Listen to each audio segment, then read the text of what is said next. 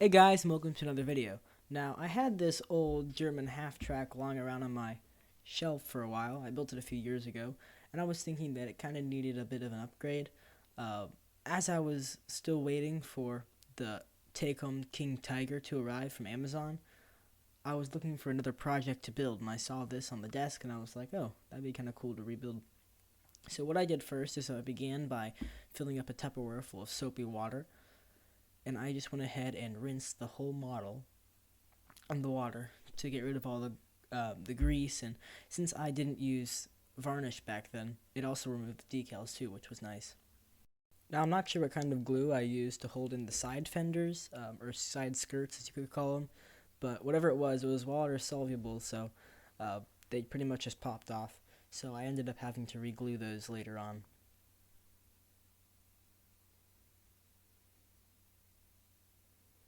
Now after I had finished washing the model off with soapy water, I rinsed it off with some uh, tap water, plain tap water, no soap or anything, and then set it on a paper towel to dry for a full day.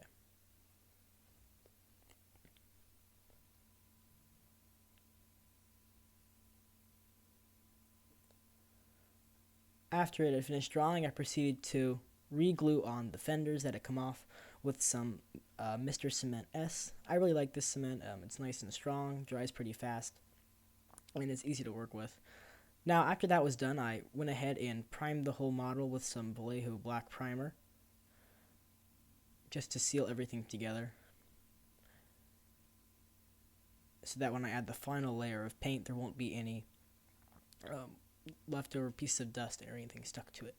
Now, after I had done that, I was planning on doing another desert camouflage paint scheme on this, but so I painted Tamiya light yellow, but I really wasn't happy with that color after I had seen it.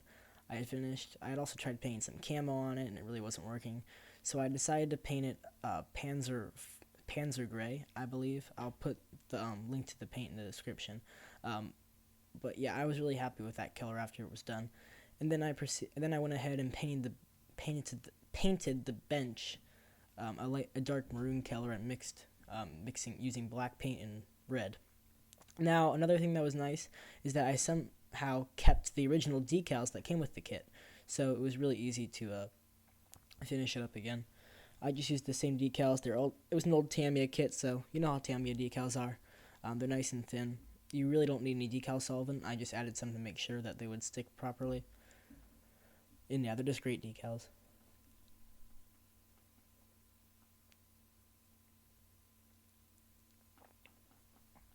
After that was done, I went ahead and painted I used a rust wash. I mixed some red paint, yellow paint, and then added a little bit of water to the mix. And then I just gently brushed this over the model to give it a nice rusty appearance.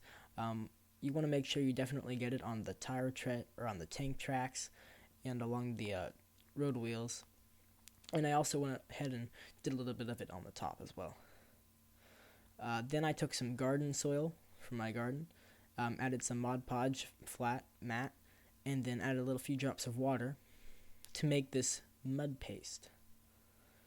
Now you want to be able to brush it on with a paintbrush. Should make sure you don't make it too thick or too watery, because you want it to be able to clump up and stick to all the little pieces of the model. And I just brushed this all along and dabbed it all along the paint treads, along any areas that there would be mud caked as this tank is driving through these muddy roads. Then I took a piece of XPS insulation foam and placed the tank onto the foam, and using a Sharpie, I marked out the plan for making the base, so I know where to cut it.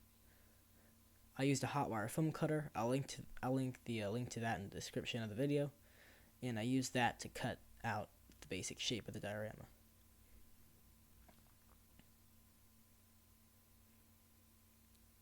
Then I used a mixture of Mod Podge, water, and garden soil again, the same mixture that I had used to weather the tank, or the half track, and then I just pretty much just dabbed this all over the whole diorama, pretty much to seal everything in. I also went ahead and sprinkled some light gray ballast on over top of that. It really doesn't matter what color ballast you're using, as I ended up priming the whole model again with some chocolate brown paint from Vallejo.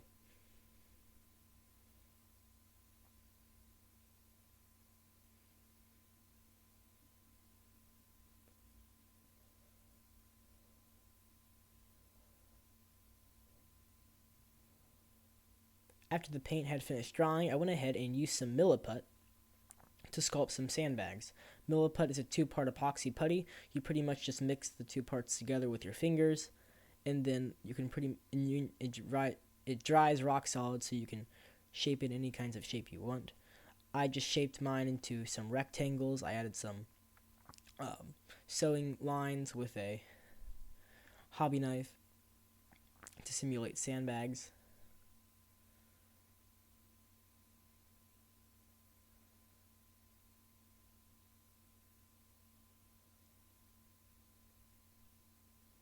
Then I placed those on the diorama. I used a toothpick to roll out any of the fingerprints that I had accidentally left on the sandbags after I had been pushing them down.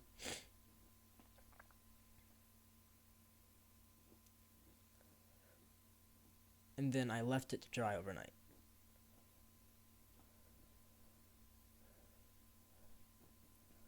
After it dried, I mixed a light greenish gray color using some paints. I'll link to those in the description to paint the sandbags. And then I went ahead, added some Mod Podge matte down, and used some 7mm light green static grass from Woodland Scenics to add static grass to the whole diorama.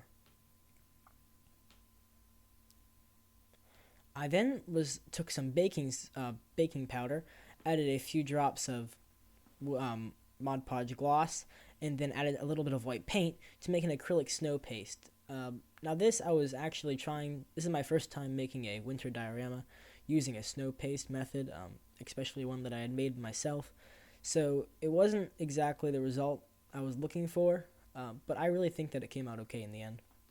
And I pretty much just dabbed this over the diorama with a coarse brush.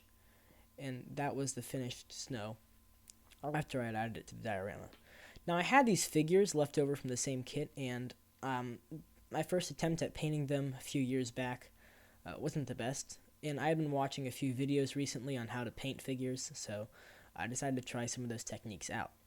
First, what I did was I primed the figures with some black Vallejo primer, same primer I used to prime the tank.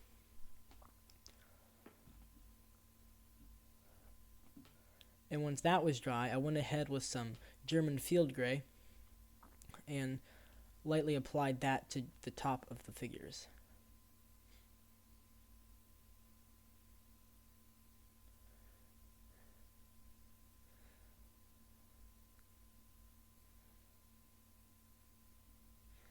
In the end, however, I ended up pretty much just hosing it down over the figures. The one thing you do want to make sure is that you're doing it from a top-down fashion, so that any of the shadows created by the black paint are still visible after you have finished painting it. And then I went ahead with some German camo green and painted the pants on the figures. Now, I know this isn't historically accurate at all. Same thing with the half-track. They would usually put the half-track in winter camo, but this is just a fictional diorama, so I thought it was all okay. Then I went ahead with some light flesh tone color mixed using some yellow paint and red paint and a few drops of white paint. And this was pretty much just a base coat over the face just to get all the initial color there. Then I went over it again with the same mixture. I just added a bit more red to it to give it more of a realistic appearance.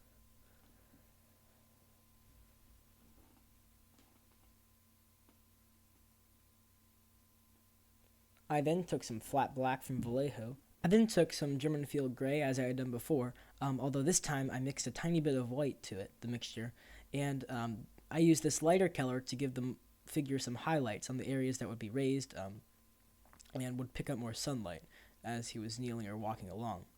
And as I said before, I just brushed this all over the raised areas. I also tried dry brushing a little bit over the helmet, and I think this is what really made the model. After that had finished drawing, I glued down the figures and painted the belts and guns.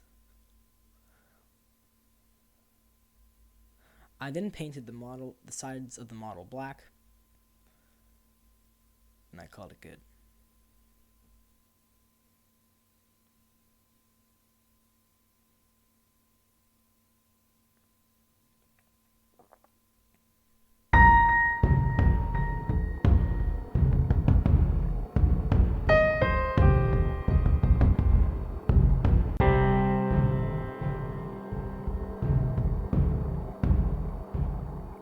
Overall, I'm very happy with this diorama. As it's my first attempt at snow, I'll probably try doing another attempt later on, but for now, I'm pretty happy with it. I know that not everything in the diorama is historically accurate. The guys should be wearing winter camo, and probably wouldn't be wearing short sleeves in this sort of weather. Also, the tank should probably in winter camo as well. But as for the time being, I'm very pleased with the model, and thank you guys for watching. It means a lot, and please subscribe. Thanks for watching, guys. Stay tuned for more. Bye.